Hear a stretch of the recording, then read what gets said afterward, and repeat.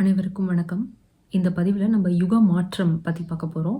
அதாவது நம்ம நிறைய பேர் சொல்லி கேள்விப்படுறோம் இல்லைங்களா? அதாவது நம்ம ஒரு சத்தியுகத்துக்குள்ளே போக போகிறோம். அதாவது நம்மளுடைய கலியுகம் முடிந்து அடுத்த யுகம் ஆரம்பிக்க போகுது அப்படின்லாம் பல விஷயங்கள் நம்ம கேள்விப்படுறோம். உண்மையிலேயே என்ன நடக்க போகுது, அதற்கு நாம் நம்மளை எப்படி தயார்படுத்திக்கிறது அப்படிங்கிறது தான் இந்த வீடியோவில் நம்ம பார்க்க போகிறோம்.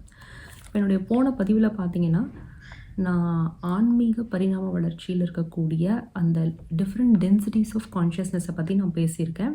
இது வந்து லா ஆஃப் ஒன் அப்படிங்கிற புத்தகத்திலிருந்து எடுக்கப்பட்டது. இதில் வந்து ஒரு உயர்நிலை விழிப்புணர்வு நிலையில் இருக்கக்கூடிய ஒரு உயிரினம் வந்து மனிதர்களை தொடர்பு கொண்டு மனிதர்களுக்கு தெரிவித்த சில உண்மைகள், அதை தான் அந்த புத்தகத்தில் வெளிப்படுத்தப்பட்ட விஷயம். 5 பகுதிகளாக அந்த புத்தகம் வெளிவந்திருக்கு. இப்போது நம்ம இது அப்புறம் வள்ளலார் அவர்கள் சொன்னது இதெல்லாம் கனெக்ட் பண்ணி நம்ம பார்க்கலாம். இப்போ வள்ளலார் அவர்கள் என்ன சொல்லியிருக்காரு அப்படின்னு பார்த்தீங்கன்னா, ஆண்டவர் வருவார், நம்மளுடைய பச்சை திரையை அவர் விளக்குவார். நன்முயற்சியில் இருந்தோம் அப்படின்னாக்கா நம்மளுக்கு இன்னும் நிறைய பெனிஃபிட்ஸ் இருக்குது. இப்போ பச்சை திரையிலே பார்த்தீங்கன்னா அதாவது அசுத்தமாயா பச்சை திரை, சுத்தமாயா பச்சை திரை அப்படின்னு 2 இருக்குது. இப்போ நீங்கள் நன்முயற்சியில் இருந்தாலும் இல்லைனாலும் அசுத்தமாயா பச்சை திரை விளக்கப்படும். ஆனால் நீங்கள் நன்முயற்சியில் இருந்தீங்க அப்படின்னாக்கா சுத்தமாயா பச்சை திரையும் விளக்கப்படும். இதற்கு அர்த்தம் என்ன அப்படிங்கிறத பார்க்கலாம். யுக மாற்றம்னா எக்ஸாக்டாக என்னது அப்படிங்கிறத பார்க்கலாம். அதே போல் இந்த பூமி வந்து பார்த்திங்கன்னா 3வது டென்சிட்டி கான்ஷியஸ்னஸில் இருந்து 4வது டென்சிட்டி அல்லது இன்னும் உயர்ந்த நிலை டென்சிட்டி கான்ஷியஸ்னஸ்க்கு மூவ் ஆக போகுது. நம்ம ஏற்கனவே பார்த்த மாதிரி பூமிக்கும் வந்து ஒரு உயிர் இருக்குது, ஒரு கான்ஷியஸ்னஸ் இருக்குது அப்படின்னு நான் சொல்லியிருந்தேன் இல்லையா? அதாவது இப்போ இந்த பிரபஞ்சத்துக்கு ஒரு உயிர் இருக்குது, ஒரு கான்ஷியஸ்னஸ் இருக்குது, இந்த பூமிக்கும் ஒரு கான்ஷியஸ்னஸ் இருக்குது. நம்ம வந்து பூமிங்கிறது வெறும் பாறை, அதுக்கு வந்து உயிர் கிடையாது அப்படின்னு நினச்சிக்கிட்டு இருக்கோம் இல்லையா? கிடையாது. அதற்கும் ஒரு விழிப்புணர்வு இருக்குது, அதுக்கு ஒரு கலெக்டிவ் கான்ஷியஸ்னஸ் இருக்குது. இப்போதைக்கு பூமி வந்து பார்த்திங்கன்னா 3வது டென்சிட்டி பிளானட்டாக இருக்குது. நம்ம எல்லாருமே 3வது டென்சிட்டி பீயிங்ஸ் இல்லைங்களா? இப்போது எதனால இந்த யுகமாற்றம் நடக்க போகுது அப்படின்னு பார்த்தீங்கன்னா, இப்போ வந்து ஒளி யுகமாக மாறப்போகுது அப்படின்னு சொல்கிறோம். அதாவது கோல்டன் நெபுலே அப்படின்னு சொல்லிட்டு ஒரு பெல்ட் இருக்குது. நெபுலேனா ஒன்றும் கிடையாது, நட்சத்திரங்கள், கேஸஸ், ஸ்டார்ஸ், டஸ்ட், அதை தான் நெபுலேன்னு சொல்லுவோம். நாம் இருக்கிறதே ஒரு நட்சத்திரத்துக்குள்ளே தான் இல்லையா? பால்வழி அண்டம் அப்படிங்கிறது என்ன? ஒன்றுமே இல்லை, ஃபுல்லாக நட்சத்திரங்களால் ஆனது. அதில் ஒரு பர்டிகுலர் நட்சத்திரம் வந்து சூரியன். அந்த சூரியனை சுற்றி வரக்கூடியது இந்த பூமி. இதே போல் பல சூரிய குடும்பங்கள் பால்வழி அண்டத்துக்குள்ளேயே இருக்குது. பால்வழி அண்டம் மாதிரி இன்னும் கோடிக்கணக்கான அண்டங்கள் இருக்குது. இந்த எல்லா அண்டங்களும் சேர்ந்தது தான் ஒரு பிரபஞ்சம். இதே போல் கோடிக்கணக்கான பிரபஞ்சங்கள் இருக்குது அப்படின்றத நம்ம பார்க்குறோம். ஒரு செகண்டும் பார்த்திங்கன்னா நம்மளுடைய பிரபஞ்சம் வந்து எக்ஸ்பேண்ட் ஆகிட்டே இருக்குது. அதாவது என்ன ஸ்பீட்லன்னே நம்மளால சொல்ல முடியாது. அவ்வளோ ஃபாஸ்ட்டாக, அவ்வளோ வேகமாக கோடிக்கணக்கான, இப்போ நான் ஒரு நிமிஷம், ஒரு செகண்ட் இப்போ போயிடுச்சு அப்படின்னா அந்த ஒரு செகண்டில் கோடிக்கணக்கான அண்டங்களும் பிரபஞ்சங்களும் உருவாகி கொண்டே இருக்கின்றன. இதை வந்து நம்ம புராணங்கள் இதெல்லாம் படித்தாலே நம்ம தெரிஞ்சுக்கலாம். இப்போ வந்து வள்ளல் பெருமான் என்ன சொல்கிறாரு அவருடைய திருவருட்பால் அப்படின்னா, ஆண்டவர் வருவார் அப்படின்னு சொல்கிறாரு. நல்ல ஒரு விஷயம் புரிஞ்சுக்கோங்க. ஆண்டவர் அப்படின்னா யார்? அவர் சொல்கிறது அந்த இன்ஃபைனைட் கான்ஷியஸ்னஸை சொல்கிறாரு. அதாவது இன்ஃபைனைட் கான்ஷியஸ்னஸ் அப்படிங்கிறது எங்கும் பறந்து விரிந்து இருக்கக்கூடிய ஒரு விழிப்புணர்வு நிலை. அதுக்கு வந்து இன்டெலிஜென்ஸ் இருக்குது. அந்த விழிப்புணர்வு நிலைக்குள்ளே தான் நாம் இருக்கோம். அதாவது அது ஒரு கடல் மாதிரி அப்படின்னு வச்சுக்கோங்க. அந்த கடலுக்குள்ளே இருந்து ஒரு துளியாக தான் நாம் இங்கே பிறந்திருக்கோம். அதாவது அந்த கான்ஷியஸ்னஸில் இருந்த ஒரு பகுதி ஆஃப் கான்ஷியஸ்னஸ் தான் இந்த மனித உடல் எடுத்து வந்திருக்கு. இப்போது ஒரு எக்ஸாம்பிளுக்கு சொல்லணும்னா, இப்போ கடல் தண்ணி இருக்குது அப்படின்னு வச்சுப்போம். இப்போ அந்த கடல் தண்ணியில் நான் என்ன பண்ணுறேன், ஒரு பாட்டில் எடுத்துகிட்டு போகிறேன். அந்த பாட்டிலில் அந்த கடல் தண்ணியை ஃபில் பண்ணுறேன் அப்படின்னு வச்சுப்போமா? அப்போது அந்த பாட்டில் தான் நம்ம உடல். அதுக்குள்ளே நாம் ஒரு போர்ஷன் ஆஃப் த அந்த விழிப்புணர்வு, அந்த கான்ஷியஸ்னஸை எடுத்துகிட்டு வந்திருக்கோம். மற்றபடி இந்த இறைவன், அந்த இன்ஃபைனைட் கான்ஷியஸ்னஸ் அப்படிங்கிறது எங்குமே நிறைந்து இருக்கக்கூடியது. அவர் வந்து அவ்வளவு சுலபமாக ஒரு உடல் எடுத்து வந்துடுவார், இல்லை இந்த டைமில் வருவார், இந்த டேட்டில் வருவார் அப்படின்னு எதிர்பார்க்கறது கொஞ்சம் ப்ராக்டிக்கலாக இருக்காதுன்னு நினைக்கிறேன். அதனால் இது வந்து ஒரு மாற்றம், இது வந்து பிரபஞ்சத்தில் ஏற்படக்கூடிய ஒரு மாற்றம். அதாவது ஒரு particular electromagnetic cloud, golden nebulae அப்படிங்கிற ஒரு க்ளவுடு வந்து நம்மளுடைய ஸ்பேஸில் இருக்குது, விண்வெளியில் இருக்குது. இது வந்து ஒரு பெல்ட் மாதிரின்னு வச்சுக்கோங்க. பெல்ட்னா ஒரு ஏரியா. இந்த ஏரியாக்குள்ளே நம்மளுடைய பூமி மற்றும் சூரியன் உள்ளே வரப்போகுது அப்படிங்கிறது தான் இந்த யுக மாற்றமாக சொல்லப்படுது. இப்போது இந்த சூரியன் வந்து வந்ததாகவும், இன்னும் பூமி வந்து ஃபுல்லாக நம்ம அந்த கோல்டன் நெபுலே அப்படிங்கிற அந்த பெல்ட்டுக்குள்ளே வந்துட்டோமா வரலையா அப்படிங்கிறது நம்மளுக்கு இன்னும் தெரியல. ஆனால் இந்த பெல்ட்டுக்குள்ளே நம்ம வந்துட்டோம் அப்படின்னாக்கா சில கான்ஷியஸ்னஸில், அதாவது விழிப்புணர்வு நிலைகளில் மனிதர்களுக்கு நிறைய மாற்றங்கள் அதாவது ஏற்பட்டு அவர்களுடைய விழிப்புணர்வு நிலை ஹையர் லெவல்ஸ்க்கு போகிறதுக்கான வாய்ப்பு இருக்குது. கண்டிப்பாக போகும் அப்படின்றத சொல்கிறாங்க. இதை தான் வந்து ஆண்டவர் வருவார் அப்படின்னு வள்ளல் பெருமான் குறிப்பிட்டிருக்கலாம். சரிங்களா? இல்லை உங்களுக்கு வேறு ஏதாவது மாற்று கருத்துக்கள் இருந்தால் நீங்கள் கமெண்ட்ஸில் சொல்லுங்கள். இப்போது இந்த கோல்டன் நெபுலேக்குள்ளே பூமி வந்துருச்சா வரலையா அப்படிங்கிறது நம்மளுக்கு தெரியாது. எப்போ வருங்கிறதும் தெரியாது. அதுக்கு எவ்வளவு நாட்கள் இருக்குது தெரியாது. பட் கூடிய சீக்கிரமே அது அந்த ஒளி யுகத்துக்குள்ளே நம்ம போக போகிறோம் அப்படிங்கிறது நம்மளுக்கு புரிய வருது. அதனால தான் எல்லா இடங்கள்லையும் பார்த்திங்கன்னா இதை பற்றிய தகவல்கள் வேகமாக பரவி கொண்டு வருகிறது. முன்னை விட இப்போ பார்த்திங்கன்னா நிறைய ஸ்பிரிச்சுவல் டாக்ஸ் நிறைய வந்து யூடியூப் சேனல்ஸ்லாம் நிறைய வர்றதை நம்ம பார்க்குறோம். சரிங்க, இப்போ நாம் எப்படி இதற்கு தயார்படுத்தி கொள்வது அப்படின்னு பார்த்தீங்கன்னா, பூமி வந்து 4D கான்ஷியஸ்னஸ்க்கு மூவ் ஆக போகுது அப்படின்னு நான் சொன்னேன். இப்போ முதல்ல வந்து 3D கான்ஷியஸ்னஸில் நம்ம இப்போ இருக்கோம். இதனுடைய கேரக்டரிஸ்டிக்ஸ் என்ன அப்படின்னு பார்த்தீங்கன்னா, சுயநலம், நான் அப்படிங்கிற அகங்காரம், தன்னை நோக்கி மட்டுமே எல்லாத்தையும் வாழ்க்கையில் செய்யறது. இதில் நம்ம வந்து ஒரு டெசிஷன் எடுக்க வேண்டிய ஒரு காலம். அதாவது இப்போ குழந்தைங்க வந்து ஸ்கூல் படிக்கிற குழந்தைங்கள எடுத்துப்போம். ஒரு 10வது வகுப்பு வரும்பொழுது அவங்க வந்து குரூப் சூஸ் பண்ணணும்ல. இப்போ வந்து காமர்ஸ் எடுக்கணுமா, இல்லை சயின்ஸ் எடுக்கணுமா, இல்லை வந்து என்ன குரூப் சூஸ் பண்ணணுங்கிறத 10th ஸ்டாண்டர்டில் முடிவு பண்ணி அதற்கேற்ற மாதிரி 11th ஸ்டாண்டர்டில் அவங்க அந்த பாதையை நோக்கி போவாங்க. அதே மாதிரி இந்த 3rd டென்சிட்டி கான்ஷியஸ்னஸ், மனித உயிர்கள் இருக்கக்கூடிய இந்த கான்ஷியஸ்னஸ் வந்து எப்படி 10th ஸ்டாண்டர்ட் குழந்தைங்க குரூப்பை சூஸ் பண்ணி போகிறாங்களோ அதே மாதிரி ஒரு பாதையை தேர்வு செய்வதற்கான நேரம் தான் இந்த 3வது டென்சிட்டி கான்ஷியஸ்னஸ். அதுக்கு தான் இந்த விழிப்புணர்வு நிலை, இந்த அனுபவம் நம்மளுக்கு கொடுக்கப்படுது. என்ன பாதை சூஸ் பண்ணணும் அப்படின்னு பார்த்தீங்கன்னா, இப்போது இறைவனை அடைவதற்கு பல வழிகள் இருக்கின்றன.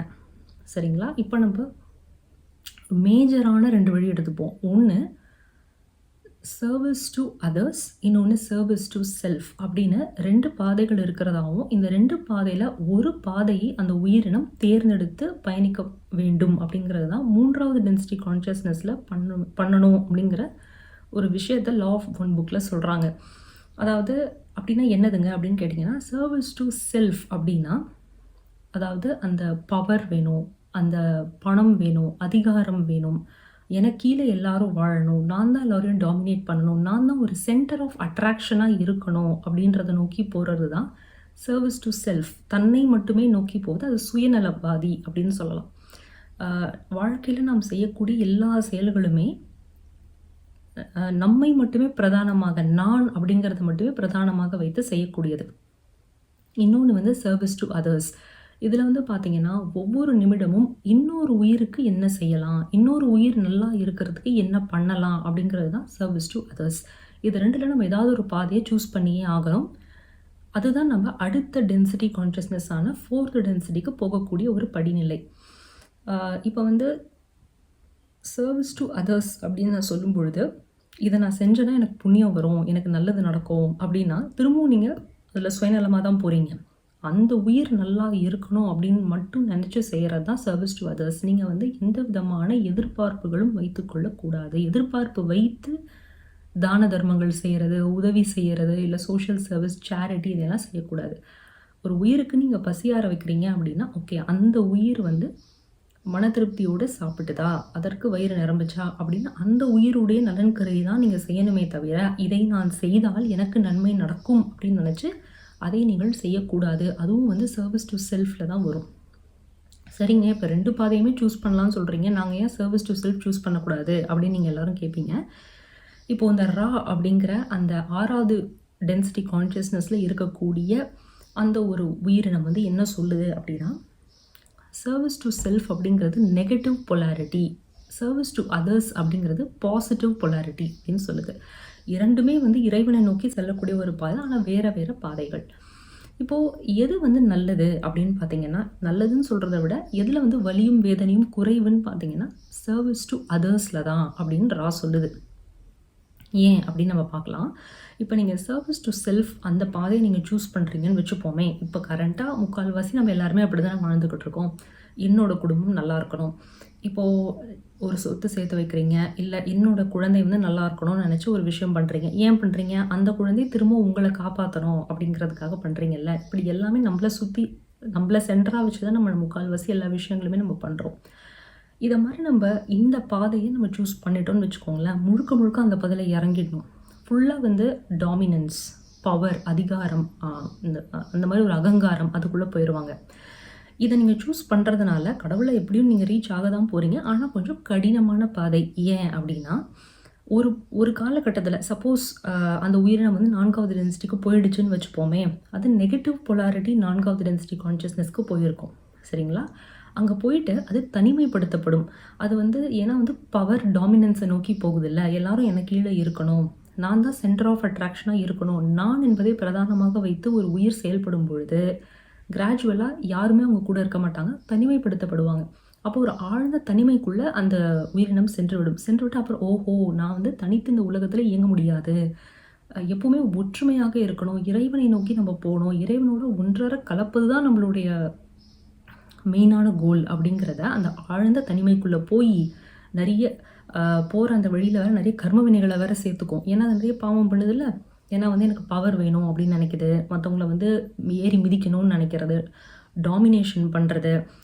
நான் தான் வந்து சென்டர் ஆஃப் அட்ராக்ஷனா இருக்கணும்னு நெனைக்கிறது. மற்றவர்கள முன்னேற விடாம தடுக்கிறது. எந்த ஒரு செயல் செய்தாலும் அத நான் எனக்குன்னு செய்றது. இந்த மாரி ஒரு பாதையில போகும்போது நம்மளுக்கே தெரியாம நம்ம கர்ம வினைகளையும் நெறைய சேர்க்கிறோம். அதனால கர்ம வினைகளையும் சேர்த்து ஒரு ஆழ்ந்த தனிமைக்குள்ள போய் தனிமைப்படுத்தப்பட்டு, அதுக்கப்புறமா ஓஹோ! தனிமையா நம்ம வாழ முடியாது. எப்பவுமே ஒற்றுமை, அந்த ஒன்றர கலப்பது தான் நம்மளுடைய மெயின் கோல்ங்கிறத கஷ்டப்பட்டு புரிஞ்சுக்க வேண்டியதா இருக்கும். ஆனா, இதே நீங்க பாசிட்டிவ் பொலாரிட்டி சூஸ் பண்ணிட்டீங்க. சர்விஸ் டூ அதர்ஸ் சூஸ் பண்ணிட்டீங்க அப்டின்னா, உங்களுக்கு அந்த அளவுக்கு வலி வேதனை இருக்காது. ஏன்? ஆனா இருக்கும். ஆனா இந்த அளவுக்கு இருக்காது. ஏன்னா, நீங்க அங்க ஒற்றுமை, அன்பை நோக்கி பயணம் செய்றோம் நம்ப இல்லையா? அதாவது ஆ எல்லா உயிர்களுமே எங்கேருந்து வந்தது? ஒரு இறைவன் கிட்ட இருந்து தான் வந்தது. ஒரே ஒரு சக்தி கிட்ட இருந்து தான் வருது. நம்ம எல்லாரும் அங்க தான் போறோம். இல்லையா? அப்போ இப்ப உங்க எதிர்க்க ஒரு உயிர் உட்கார்ந்துட்டுருக்கு அப்டின்னா, அந்த உயிருக்கும் எனக்கும் வேறுபாடே கிடையாது. இருவருமே ஒன்றுதான். ஒரே கான்ஷியஸ்னஸோட ஒரு பார்ட் தான் நம்ம 2 பேரும் அப்படிங்கிறத உணர்ந்து, நீங்க வள்ளலாரின் கொள்கைப்படி பிற உயிரை தன் உயிர் போல் கருதுதல். அவரு சொல்ற அந்த கொள்கைகள நீங்க ஃபாலோ பண்றீங்கன்னா, நீங்க சர்விஸ் டூ அதர்ஸ் அதாவது பாசிட்டிவ் பொலாரிட்டிய நோக்கி நகர்றீங்க அப்படின்னு அர்த்தம். இங்க கஷ்டங்களே வராதா அப்படின்னு பார்த்தீங்கன்னா வரும். இப்போ இந்த பூமிய எடுத்துக்கோங்களேன். இப்ப நானும் 3வது டென்சிட்டி கான்ஷியஸ்னஸ்ல தான் இருக்கேன். இதை பார்த்துக் கொண்டிருக்கக்கூடிய நீங்கள் அனைவருமே 3வது டென்சிட்டி கான்ஷியஸ்னஸ் தான் இருக்கீங்கன்னு நெனைக்கிறேன். அது எப்படி நான் அப்படி சொல்றேன்றத நான் அப்புறமா சொல்றேன். ஆனா, வேற வேற லெவல்ஸ்ல நம்ம இருப்போம் இல்லையா? இப்போ ஒருத்தர் வந்து நெறைய சேவை செய்து ரொம்ப ஒரு அதிகமான 3வது டென்சிட்டில தான் இருப்பாங்க. ஆனா, நெறைய சேவை மனப்பான்மை உடையவங்களா இருப்பாங்க. சில பேருக்கு அதெல்லாம் தெரியாது. ஓகே வீடு வாங்கணும், கார் வாங்கணும். அதில தான் வந்து ஃபோக்கஸ்டா இருப்பாங்க. இது யாருடைய தவறும் கிடையாது. இது இந்த எல்லா ஸ்டேஜஸையும் தாண்டி தான் ஒரு ஆன்மா வந்து அந்த நிலைக்கு போகணும் இல்லையா? நம்ம எல்லாருமே யாருங்க? நம்ம எல்லாருமே இறைவனோட ஒரு பகுதி தான். இறைவனானவர் அல்லது இறைத்தன்மை என்ன பண்ணுது? ஆ நிவேதாவா பிறந்து சில அனுபவங்களை பெற்றுக்கொண்டிருக்கிறது. இல்ல இதை பார்த்துக் கொண்டிருக்கக்கூடிய நீங்களாக பிறந்து அந்த இறைவன் வந்து அனுபவங்களை பெற்றுக்கொண்டிருக்கிறாரே தவிர இதில் இந்த நான் என்பற ஒரு விஷயமே கிடையாது. அப்போ அந்த நான் இந்த இண்டிவிஜுவல் கான்ஷியஸ்னஸ் வர்றதே வந்து இந்த 3வது டென்சிட்டியில தான். அந்த ஆணவம், அந்த கர்வம் மேலோங்கி இருக்கிறதே இந்த கான்ஷியஸ்னஸ்ல தான். அப்போ இந்த ஆணவம், கர்வம் விட்டுட்டு நான் என்பது ஒன்றே கிடையாது. இறைவன் எனக்குள்ள இருக்காரு. இறைவன் எதையோ உணரணுங்கிறதுக்காக எதையோ பண்ணிக்கிட்டு இருக்காரு. எனக்குள்ள உட்கார்ந்து எதையோ படிக்கிறாரு, எதையோ செய்றாரு. அவர் ஏதோ அனுபவங்களை பெற வேண்டும் என்பதற்காக செய்து கொண்டிருக்கிறார். அப்படின்னு நீங்க நினைக்கும்போது உங்களுக்கு ஆட்டோமேட்டிக்கா வந்து ஒரு அந்த கர்வம் வந்து வராது. இன்னொன்னு எனக்கு நான் ஒண்ணுமே இல்ல அப்படிங்கிற அந்த தன்மை உங்களுக்கு ஏற்பட்டுவிடும். அந்த கர்வம், அகங்காரம் என்பது குறைந்துவிடும். அப்போ நீங்க வள்ளலார் சொல்லக்கூடிய அந்த ஜீவகாருண்யம், பிற உயிரை தன் உயிர் போல கருதுதல், ஆன்ம உருக்கம் அடைதல் இது எல்லாமே சர்விஸ் டூ அதர்ஸ் தான். இப்போ நீங்க அந்த பாதையில போகும்போது, இது வந்து பாசிட்டிவ் பொலாரிட்டி. அங்கே நீங்க ஒற்றுமை, அன்பு, சகோதரத்துவம் அதை நோக்கி போகுறாங்க. அதுதான் நம்மளோட கோல். நம்ம வந்து இறைவன் கூட ஒன்றா சேரணுங்கிறது தான் நம்மளோட கோல். அப்போ நம்ம ஒற்றுமை நோக்கி தான் போகணும். தனிமையை நோக்கி போகக்கூடாது. அப்போ கண்டினியூஸாக வந்து நீங்கள் என்ன பண்ணுவீங்க? மற்றவங்களுக்கு கொடுத்து கொண்டே இருப்பீர்கள். எந்த விதமான எதிர்பார்ப்பும் இல்லாமல். எதிர்பார்ப்போடு நீங்கள் செஞ்சிட்டிங்கன்னா முடிஞ்சு போச்சு. அது சர்வீஸ் டு செல்ஃபாக தான் வரும். ஆனால் நீங்க வந்து ஒரு ஆரம்ப கட்டத்தில இருக்கீங்க அப்படின்னா, பரவால்ல. எனக்கு இது நல்லது நடக்கும்னு நெனச்சே செய்யுங்க. ஏன்னா நம்மளுக்கு செய்யணும் ஃபர்ஸ்ட்டு. அதுதான் முக்கியம்ல. ஃபர்ஸ்ட்டு நீங்க செய்ய ஆரம்பிங்க. உங்களுக்கு இது நல்லது நடக்கும், உங்களுக்கு புண்ணியம் சேரும் அப்படின்னு நெனச்சு நீங்க செய்யுங்க. அப்புறம் நாளடைவில கொஞ்சம் கொஞ்சமா நீங்க எனக்கு நல்லது நடக்கும், நடக்காது. அத பத்தி எனக்கு கவல இல்ல. அந்த உயிர் நல்லா இருக்கா? அவ்வளதான். அப்படிங்கிற உங்க மனப்பான்மைய கொஞ்சம் கொஞ்சமா மாத்திக்கோங்க. அப்போ எந்த விதமான எதிர்பார்ப்பும் இல்லாமல் நீங்கள் மற்றவர்களுக்கு மட்டுமே நல்லது செய்யக்கூடியது, மற்றவர்களை பற்றியே சிந்தித்துக் கொண்டு இருக்கக்கூடிய இப்போ மற்றவர்களுக்கு என்ன மாரி செய்யலாம் அப்படின்னு பார்த்தீங்கன்னா, வெறும் உணவு தான் குடுக்கணும் அப்படிங்கிறது கிடையாது. நீங்க உணவா குடுக்கலாம், அறிவா குடுக்கலாம், ஞானமா குடுக்கலாம், வார்த்தைகள்ல குடுக்கலாம். ஒருத்தவங்கள தட்டி தூக்கி விடலாம்.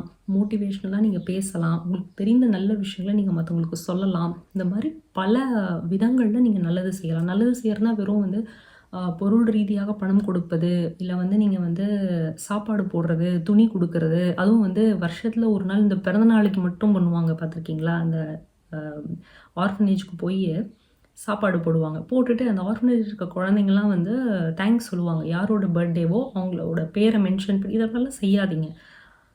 இன்னும் கேட்டா எப்பப்பலாம் வாய்ப்பு கிடைக்குதோ, அப்பலாம் நம்ம போய் இந்த மாரி அன்னதானம் செய்யணும். வெறும் பிறந்தநாள் அன்னைக்கு மட்டும் பண்றது, கேக் வெட்டுறது, ஆரம்ப கட்டத்தில நீங்க இத பண்ணலாம். ஒண்ணுமே பண்ணாம இருக்கிறதுக்கு அட்லீஸ்ட் பிறந்தநாள் அன்னைக்காவது போய் பண்றது நல்ல விஷயம் தான். பட் அந்த மாரி பண்ணாம அடிக்கடி நம்ம எப்பலாம் வாய்ப்பு கிடைக்குதோ, அப்பலாம் போய் உங்களால என்ன முடியுதோ ஒரு 4 வார்த்தை மோட்டிவேஷனலா நீங்க பேசலாம். உங்களுக்கு தெரிந்த அறிவுச் செல்வத்தை நீங்கள் பகிர்ந்து கொள்ளலாம். பல விதங்கள்ல நீங்க தான தர்மங்கள் செய்யலாம்.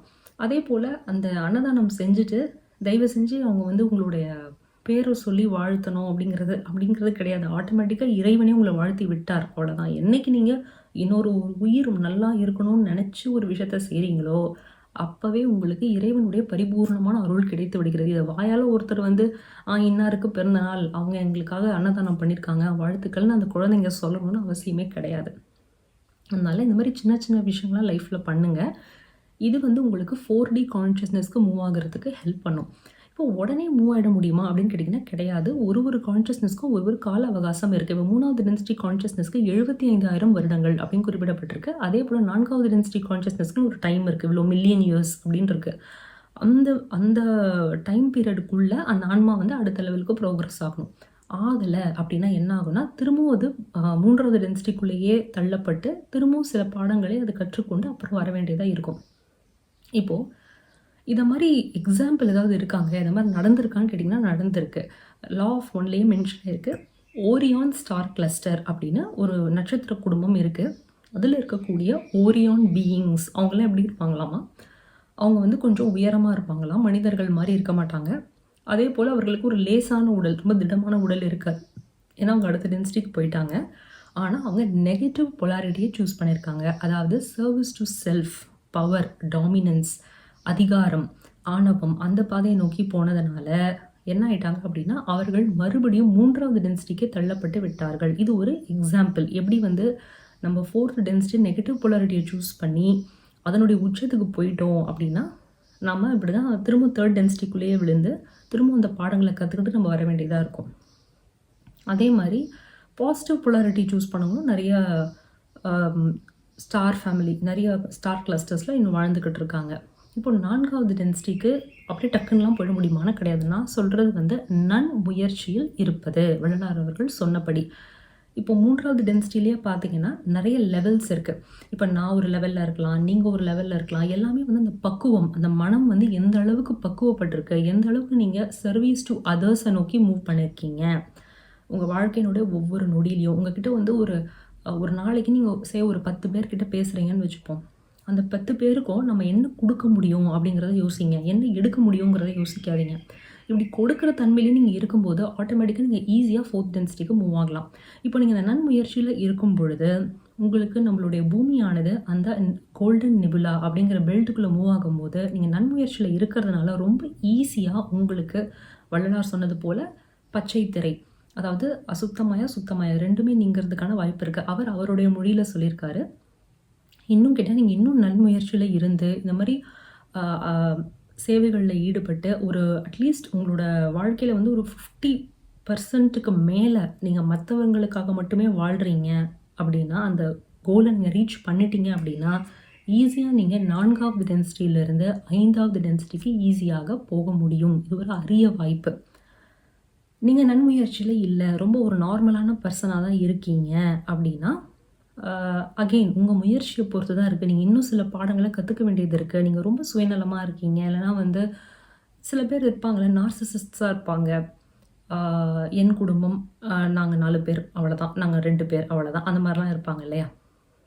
அப்போ அவங்க இன்னும் சில பாடங்களை கற்றுக்கிறதுக்காக வேறு ஏதாவது ஒரு கிரகமோ வேறு ஏதாவது ஒரு பிளானட்டில் எது வந்து 3வது டென்சிட்டி உயிரினங்களை சப்போர்ட் பண்ணுதோ அங்கேயே அவர்கள் சென்று அவர்களுடைய பயணத்தை தொடர வேண்டியதாக இருக்கும். ஏன்னா பூமி வந்து 4வது டென்சிட்டிக்கு மூவ் ஆகிருக்கும். அப்போது 4வது டென்சிட்டி உயிரினங்களை மட்டும்தான் அதால் வந்து தக்க வைத்துக்கொள்ள முடியும். நீங்கள் நன்முயற்சியில் இருந்தீங்கன்னா 5th டென்சிட்டி கூட இந்த மூவ் ஆகக்கூடிய வாய்ப்பு உங்களுக்கு இருக்குது. அதனால் தயவு செஞ்சு சர்வீஸ் டு அதர்ஸ் அப்படிங்கிற பாத்தை சூஸ் பண்ணி நீங்கள் வந்து ஒவ்வொரு நொடியும் உங்கள் வாழ்க்கையில் நீங்கள் அப்படி தான் வந்து நகர்ந்து செல்லணும். இப்போது இதில் வந்து எதுவும் பிரச்சனைகள் வராதா அப்படின்னு கேட்டிங்கன்னா வரும். இப்போ வந்து சர்வீஸ் டு அதர்ஸில் என்ன ப்ராப்ளம் அப்படின்னு பார்த்தீங்கன்னா, நீங்கள் எதிர்பார்ப்பு இல்லாமல் கொடுத்துக்கிட்டே இருக்கீங்க இல்லையா? இப்போ நீங்கள் 4th டென்சிட்டிக்கு போயிட்டோன்னு வச்சுப்போம். சர்வீஸ் டு அதர்ஸ் பார்த்து நீங்கள் சூஸ் பண்ணிட்டீங்க. உங்கள் வாழ்நாளில் தினசரி நீங்கள் 50% மேலே பிற உயிர்களுக்காகவே வாழ்ந்துக்கிட்டு இருக்கீங்க, அவங்களுக்காகவே செஞ்சுக்கிட்டு இருக்கீங்கன்னு வச்சுப்போம். இப்போது சில பேர் 50% ரீச் ஆகிருப்பாங்க, சில பேர் 70% ரீச் ஆகிருப்பாங்க. It depends. ஒரு உயிருக்கும் அது மாறுபடும் இல்லையா? இப்போது இங்கே வந்து நானுங்கிற தன்மை முழுமையுமாக போயிடுமானா போகாது. இது வந்து ஒரு பயணம், இது வந்து ஒரு ஜேர்னி. அப்படியே டக்குன்னுலாம் மாறிடாது. இது வந்து அதனால தான் நம்ம வந்து 3வது டென்சிட்டிக்கு 75,000 வருடங்கள் அப்படின்னு டைம் ஏன் கொடுத்துருக்காங்க. அவ்வளோ டைம் ஆகும் அந்த ஆன்மா வந்து அந்த வளர்ச்சி அடையிறதுக்கு, அந்த பரிணாம வளர்ச்சி அடைந்து புரிஞ்சு பகுத்தறிவை வளர்த்து, ஓ இப்படியா, ஓ அப்படியா, இப்படி செஞ்சால் இப்படி நடக்குமா, அப்படி செஞ்சால் அப்படி நடக்குமா, இது பாவமா, இது புண்ணியமா, இது நல்லதா, இது கெட்டதா அப்படின்லாம் அது புரிஞ்சு தெரிஞ்சு படிக்கிறதுக்கு இவ்வளவு வருடங்கள் ஆகுது இல்லையா? அதே மாதிரி 4வது டென்சிட்டிலையும் அவ்வளோ விஷயங்கள் நம்ம கற்றுக்க வேண்டியதாக இருக்கும். ஒருத்தர் ஒரு நிலைமையில் இருப்பாங்க. சில பேர் 70% அச்சீவ் பண்ணியிருக்கலாம், சில பேர் 80% கூட அச்சீவ் பண்ணியிருக்கலாம். ரேர் கேசஸில் ரொம்ப ஃபாஸ்ட்டாக அவங்க 5th டென்சிட்டி கூட போயிடலாம். அது நம்ம முயற்சியினுடைய அந்த வேகத்தை பொறுத்து இருக்குது.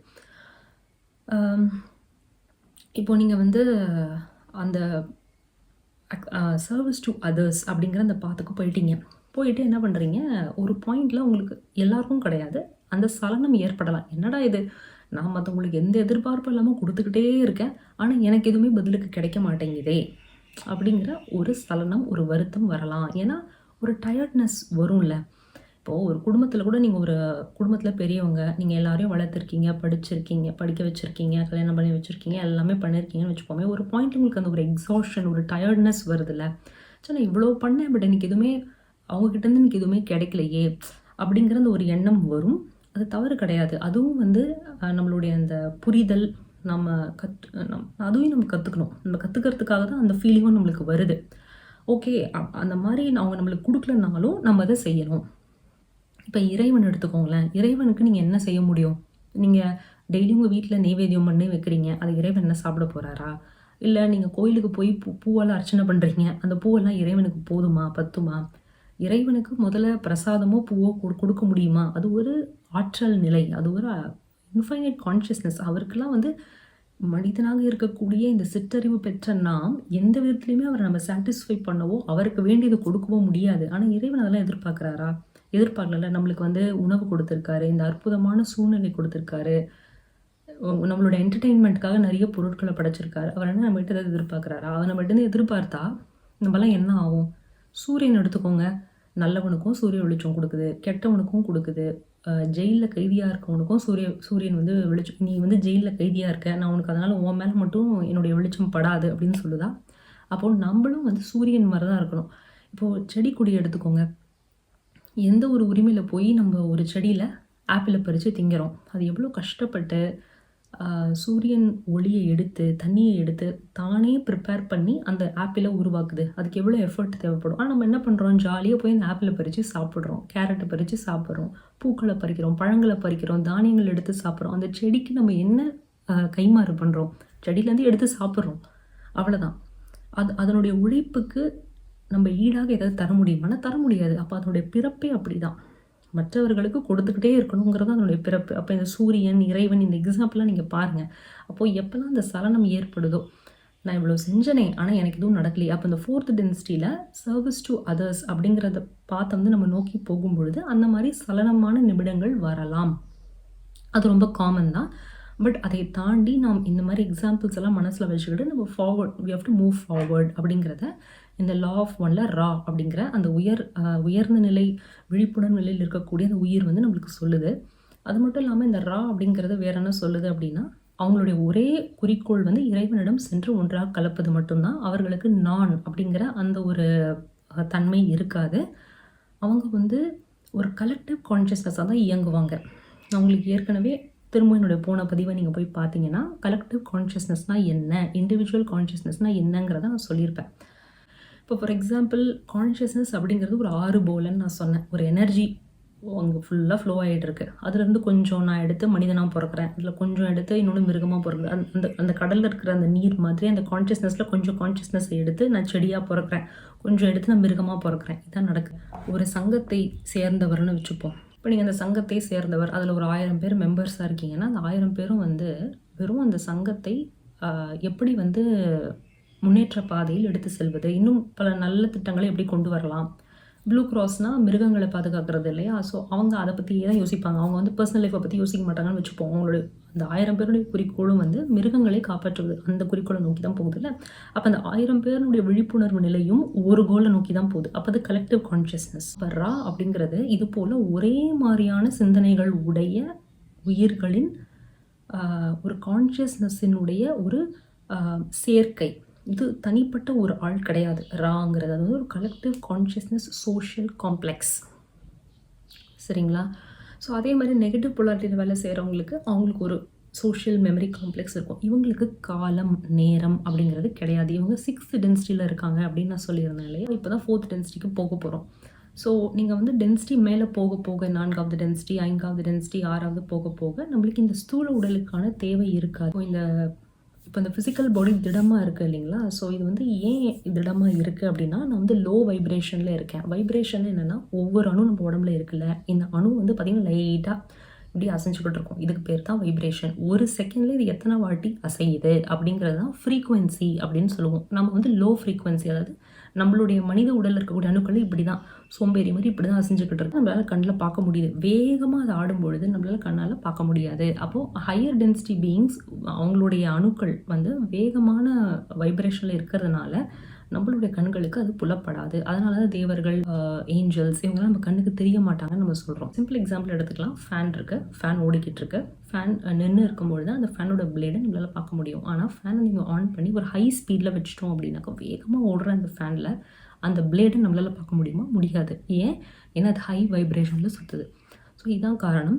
அப்போ அவங்களுக்கு ஃபிசிக்கல் பாடி அப்படிங்கிறதுக்கான நீடு இருக்காது. ஏன்னா அந்த வைப்ரேஷன் ரொம்ப வேகமாக ஹை வைப்ரேஷன் ஃப்ரீக்வன்சியில் அவங்க வைப்ரேட் ஆகிட்டு இருக்கிறதுனால ஃபிசிக்கல் பாடிக்கான தேவை இருக்காது.